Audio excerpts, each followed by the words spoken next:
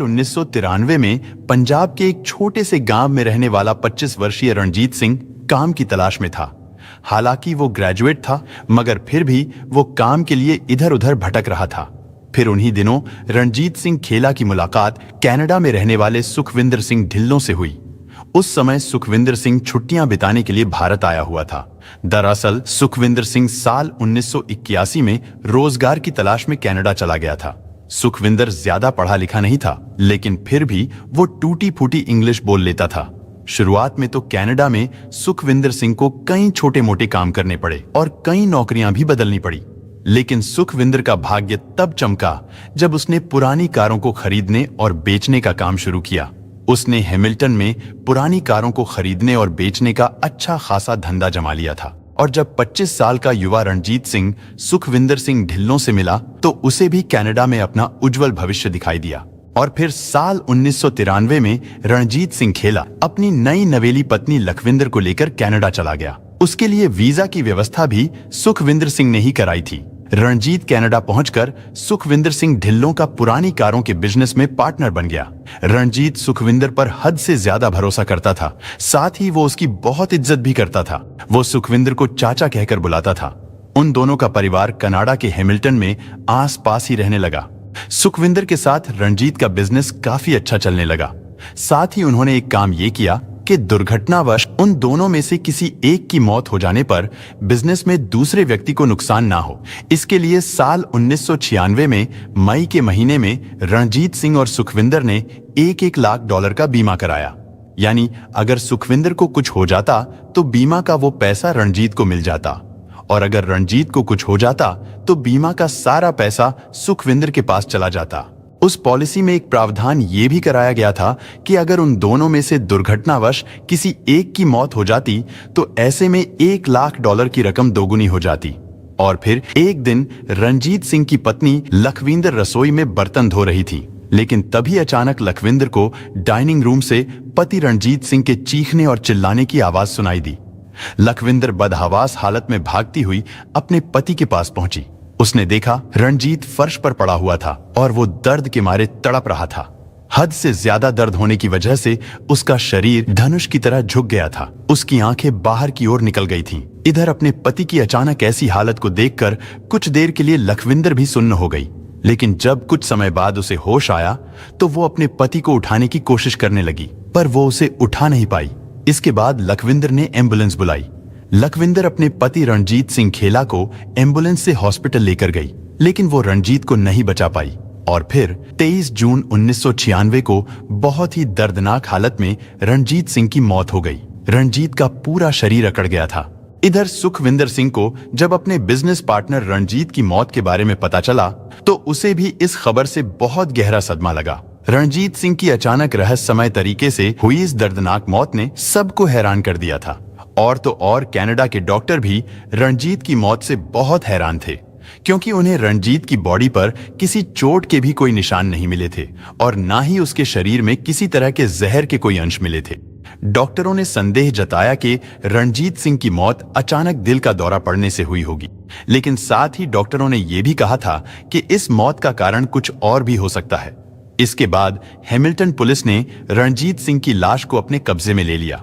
इधर रणजीत की मौत के बाद बीमा की रकम उसके बिजनेस पार्टनर सुखविंदर सिंह ढिल्लों को ही मिलनी थी, लेकिन इससे पहले इंश्योरेंस कंपनी के एक अधिकारी को पहले रणजीत सिंह की मौत की पूरी जांच पड़ताल करनी थी। और जब वो अधिकारी इंश्योरेंस कंपनी को अपनी रिपोर्ट पेश करता तो उस रिपोर्ट के आधार पर ही सुखविंदर सिंह को बीमा की तयशुदा रकम यानी $2 लाख दे दिए जाते। इसलिए रणजीत सिंह की मौत की जांच करने कैनेडियन लाइफ इंश्योरेंस कंपनी के claim investigator Cliff Elliott Ranjit Singh Khela के बिजनेस पार्टनर सुखविंदर सिंह के घर हैमिल्टन पहुंचे। उन्होंने बीमा से जुड़े सभी डॉक्यूमेंट्स की जांच पड़ताल की। सारे डॉक्यूमेंट्स बिल्कुल ठीक थे, लेकिन जब क्लिफ एलियट सुखविंदर सिंह के घर बैठे थे तभी अचानक उनकी नजर दीवार पर लगी एक तस्वीर पर पड़ी। उन्हें लगा कि ये तस्वीर उन्होंने इससे पहले भी किसी के घर पर देखी है। दरअसल दीवार पर लगी वो तस्वीर गुरु नानक साहब की थी। उस तस्वीर से क्लिफ एलियट को लगा कि सुखविंदर सिंह के साथ वो ऐसा पहले भी कर चुके हैं। और जब एलियट ने अपने दिमाग पर थोड़ा जोर डाला तो उन्हें याद आया कि गुरु नानक साहब की ये तस्वीर उन्होंने सुखविंदर सिंह के पुराने वाले घर पर इस घटना से करीब 1.5 साल पहले देखी थी। यानी सुखविंदर सिंह के पुराने वाले घर पर बीमा क्लेम के लिए क्लिफ एलियट एक बार पहले भी जा चुके थे और वो बीमा क्लेम सुखविंदर सिंह की पहली पत्नी परवेश कौर का था। 3 फरवरी 1995 को 36 वर्षीय परवेश कौर की मौत हो गई थी। सुखविंदर को अपनी पत्नी की मौत के बाद $2,15,000 बीमा क्लेम में मिले थे। और तो और सुखविंदर सिंह ने अपनी पत्नी के नाम पर $18,000 का कर्ज भी ले रखा था। वो कर्ज भी माफ कर दिया गया था। लेकिन अब एलियट को ये बातें खटकने लगी थीं। उन्होंने इस मामले की डिटेल में जांच करने का फैसला किया। उन्होंने अपने शक को हैमिल्टन पुलिस के सामने रखा। एलियट ने पुलिस को बताया कि मात्र 1.5 साल के अंदर सुखविंदर सिंह के जानने वाले लोगों में से उसके बहुत ही करीबी 2 लोगों की रहस्यमय तरीके से मौत हो गई और वो दोनों बीमा क्लेम सुखविंदर सिंह को ही मिले हैं। हैमिल्टन पुलिस को भी ये बातें थोड़ी अजीब लगी। इसके बाद मामले की जांच करने के लिए डिटेक्टिव वॉरेन कोरोल को चुना गया। वॉरेन कोरोल ने इस मामले की तह तक जाने के लिए सबसे पहले सुखविंदर सिंह की पत्नी परवेश कौर की मौत की जांच करनी शुरू की। दरअसल सुखविंदर सिंह और परवेश कौर की शादी साल 1983 में हुई थी। परवेश पढ़ी लिखी लड़की थी। वो इंग्लिश भी अच्छी बोलती थी। वो टीचर बनना चाहती थी। लेकिन परवेश के पिता हरदेव ग्रेवाल को जब पता चला कि सुखविंदर सिंह कनाडा में रहता है तो उन्हें सुखविंदर सिंह के साथ अपनी बेटी का उज्जवल भविष्य दिखाई दिया। उन्होंने सुखविंदर के साथ अपनी बेटी परवेश कौर की शादी कर दी। सुखविंदर ने शादी में परवेश कौर के परिवार से बहुत मोटा दहेज लिया था। शादी के बाद सुखविंदर पत्नी परवेश कौर के साथ वापस कनाडा चला गया। दरअसल सुखविंदर सिंह ऊंचे सपने देखने वाला, घमंडी और पैसे का भूखा था। वो अपनी पत्नी परवेश कौर को भी पैसे कमाने के लिए मजबूर करने लगा। आखिर मजबूर होकर परवेश कौर ने कनाडा में कई नौकरियां की। सबसे पहले उसने एक मशरूम के फार्म में नौकरी की। इसी बीच 26 जुलाई साल 1985 को परवेश ने एक बेटी को जन्म दिया जिसका नाम उन्होंने हरप्रीत रखा।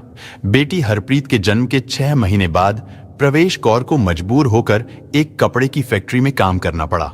आगे चलकर वो फिर से प्रेग्नेंट हुई, लेकिन किसी कारण उसे गर्भपात कराना पड़ा। इसके बाद उसने जूता फैक्ट्री में भी काम किया। फिर साल 1988 में उसने एक और लड़की अमन को जन्म दिया। साल 1991 में परवेश कौर एक बार फिर से प्रेग्नेंट हो गई, लेकिन इस बार सुखविंदर को बेटा चाहिए था, जिसकी वजह से परवेश कौर लिंग की जांच कराने के लिए भारत आ गई। जांच में पता चला कि वो फिर से एक लड़की को जन्म देने वाली है, तो उसने गर्भ करा लिया। सुखविंदर सिंह को बेटे की इतनी ज्यादा चाहत थी कि वो एक लड़का गोद लेने वाला था, लेकिन परवेश कौर के परिवार वालों के दबाव के कारण उसे बच्चा गोद लेने का विचार बदलना पड़ गया। बताया जाता है कि सुखविंदर अपनी पत्नी परवेश कौर के साथ जानवरों जैसा सलूक करता था। वो परवेश कौर के साथ बात बात पर लड़ाई करता रहता था और उसे मारता पीटता था।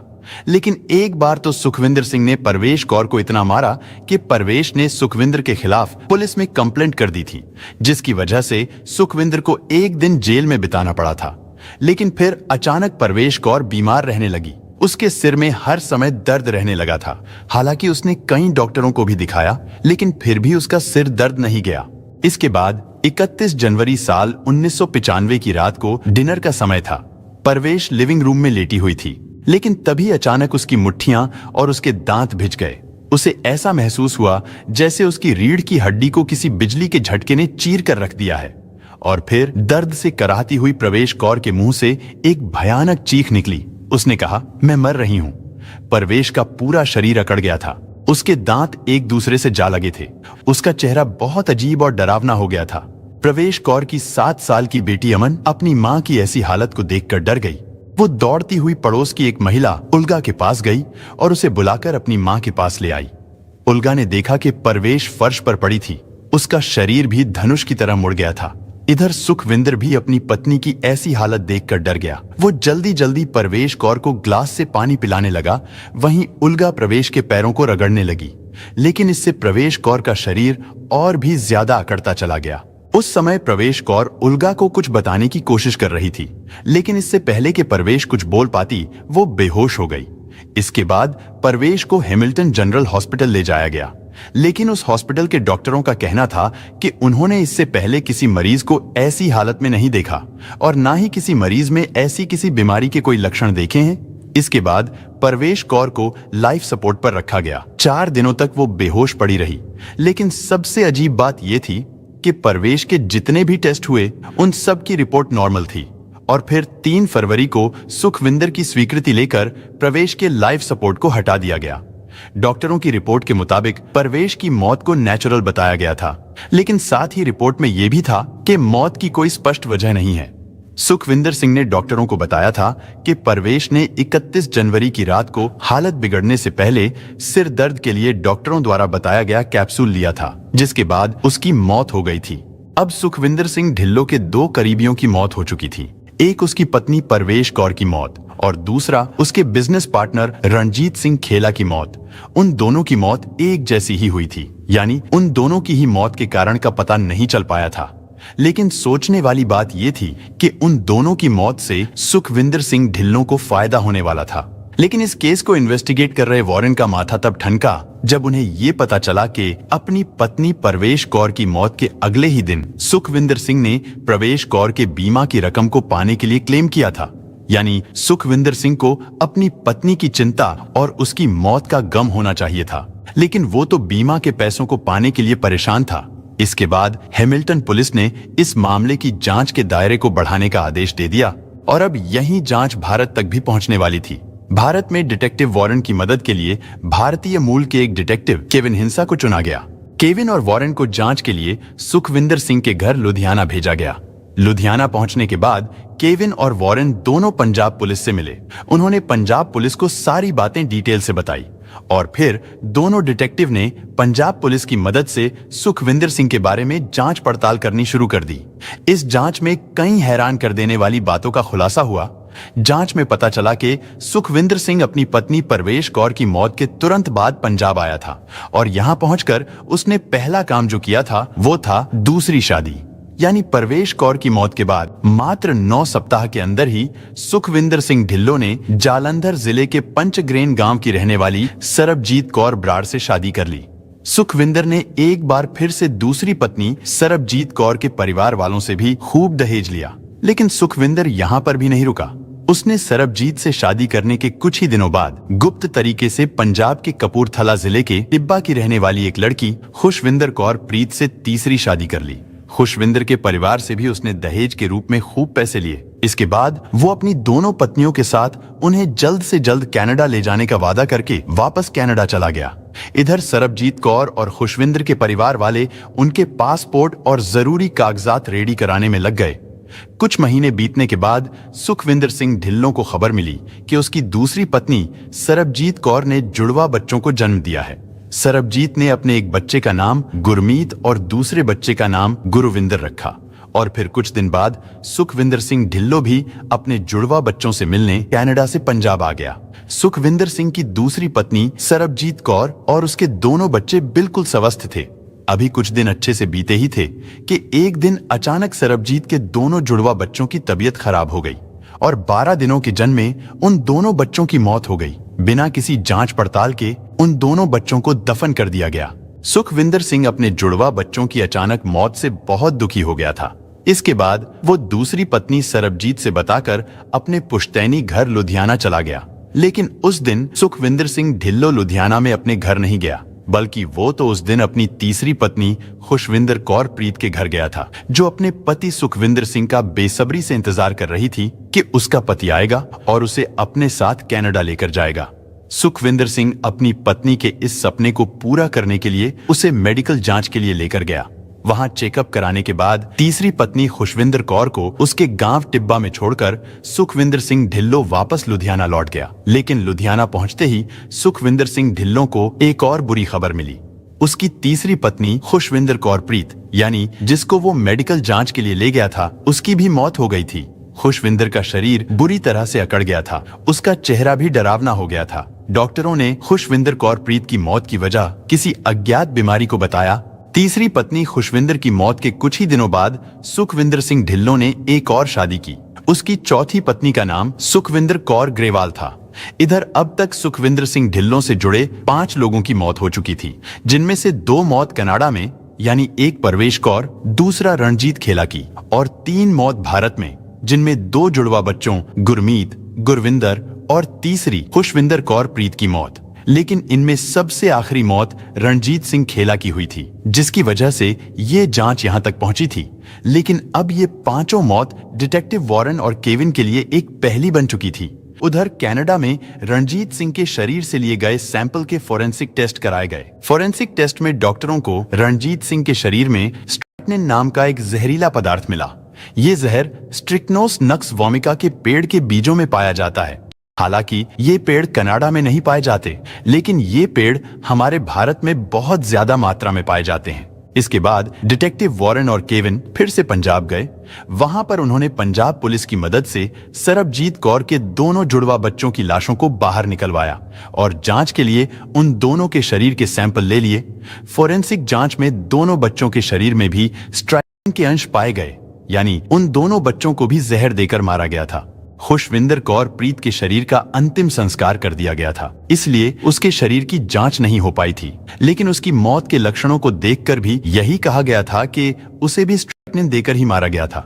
डिटेक्टिव वॉरेन और केविन अब इतना तो समझ गए थे कि सुखविंदर सिंह ढिल्लो कोई आम आदमी नहीं है, बल्कि वो एक सीरियल किलर है। उसने 1-2 हत्याओं को नहीं, बल्कि 5 हत्याओं को अंजाम दिया था, जिनमें 2 मासूम नवजात बच्चे भी शामिल थे।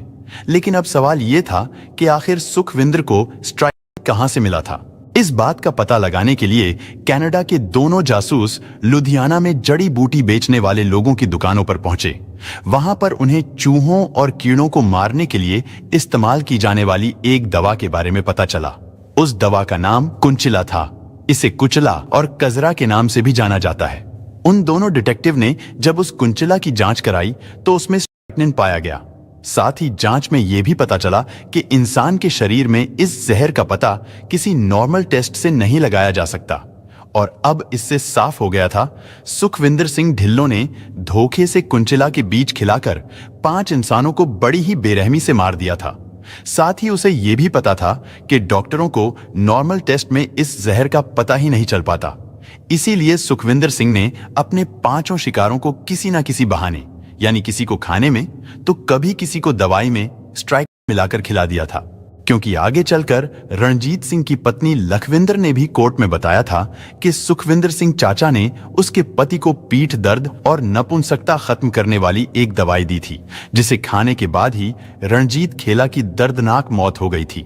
ठीक इसी तरह उसने अपने दोनों जुड़वा बच्चों, पहली पत्नी परवेश कौर और तीसरी पत्नी खुशविंदर को ठिकाने लगाया था। इन 5 हत्याओं के पीछे की वजह दहेज में मिलने वाली रकम और बीमा के पैसों को पाना था।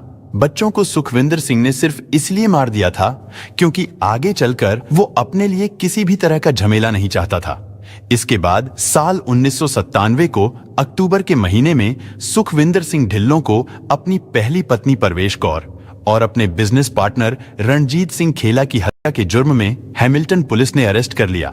हैमिल्टन पुलिस ने अपनी चार्जशीट में भारत में हुए उन 3 कत्ल को नहीं जोड़ा था। हालांकि भारत से कई गवाहों को कनाडा भी ले जाया गया। वहां कोर्ट में उन भारतीय गवाहों के बयान दर्ज किए गए। मॉन्ट्रियल अदालत में चली लंबी सुनवाई के बाद साल 2001 में सुखविंदर सिंह ढिल्लों को आजीवन कारावास यानी उम्र कैद की सजा सुनाई गई। इसके बाद 21 नवंबर 2013 को 54 साल की उम्र में सुखविंदर सिंह ढिल्लों की कनाडा के किंगस्टन हॉस्पिटल में कैंसर से मौत हो गई। दोस्तों, इस घटना को सुनाने का उद्देश्य किसी का दिल दुखाना नहीं है, किसी को परेशान करना नहीं, बल्कि आपको जागरूक करना है, आपको सचेत करना है। दोस्तों, इस पूरी घटना के बारे में आपकी क्या राय है, कमेंट बॉक्स में जरूर बताएं।